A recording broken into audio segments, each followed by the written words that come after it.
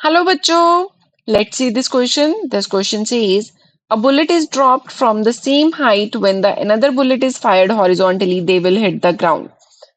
तो ये हमें लेट्स से ये कोई हाइट है h, ठीक है। यहाँ से एक बुलेट को क्या किया गया, हॉरिजॉन्टली फायर किया गया, ठीक है। लेट्स से u स्पीड के साथ किया गया और दूसरी बुलेट को क्या किया गया है, हमें ड्रॉप किया गया है। Initial speed u equal to 0 के साथ ड्रॉप किया गया है, ठीक है, वर्टिकली।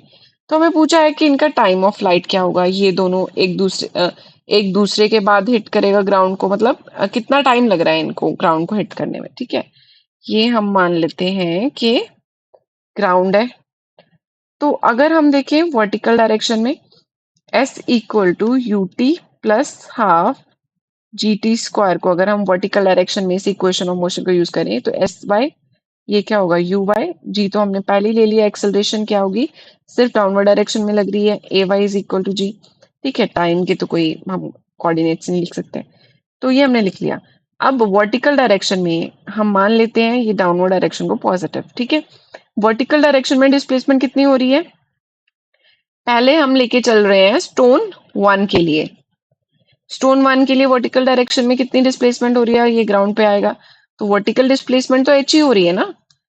भले ही ये इस तरफ भी कुछ मूव कर रहा है, ये तो एक्स डायरेक्शन हो गई ना, लेकिन हमें किस डायरेक्शन में चाहिए, वाई डायरेक्शन में। तो वाई डायरेक्शन में इसकी डिस्प्लेसमेंट कितनी है, एच।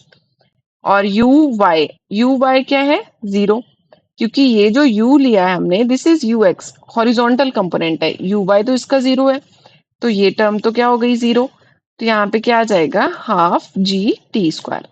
अब अगर सेकंड के लिए देखें, सेकंड वाले बुलेट के लिए, तो यहाँ पे क्या हो जाएगा, for second bullet s y equal to u y t plus half g t square. ये तो वर्टिकल डायरेक्शन में ही है, तो यू इसका क्या है, 0 है, तो वर्टिकल डिस्प्लेसमेंट एच है, ये किसके इक्वल है, हाफ जी टी स्क्वायर के इक्वल। यहाँ से क्या आ जाएगा, टी की वैल्यू 2h बाई जी का स्क्वायर रूट, और यहाँ से भी टी की वैल्यू क्या आ जाएगी, 2h बाई जी का स्क्वायर रूट, ठीक है। तो बेसिकली हम ये डायरेक्ट भी कर सकते थे, लेकिन मैंने एक्सप्लेन कर दिया कि टी 2h बाई जी का स्क्वायर रूट कैसे होता है। ये स्टैंडर्ड रिजल्ट है, याद रखना चाहिए हमें। तो 2h बाई जी का स्क्वायर रूट होगा यहाँ पे टाइम ऑफ फ्लाइट। तो ये बेसिकली हाइट पे डिपेंड कर रहा है, और जी एंड टू तो कांस्टेंट है, और हाइट यहाँ पे दोनों केसेस में क्या है, सेम है, ठीक है। तो हाइट सेम है तो टाइम भी क्या होगा, सेम होगा, तो दोनों साइमल्टेनियसली ग्राउंड को हिट करेंगे, तो ऑप्शन 2 करेक्ट आंसर होगा। I hope you understood it well. Thank you.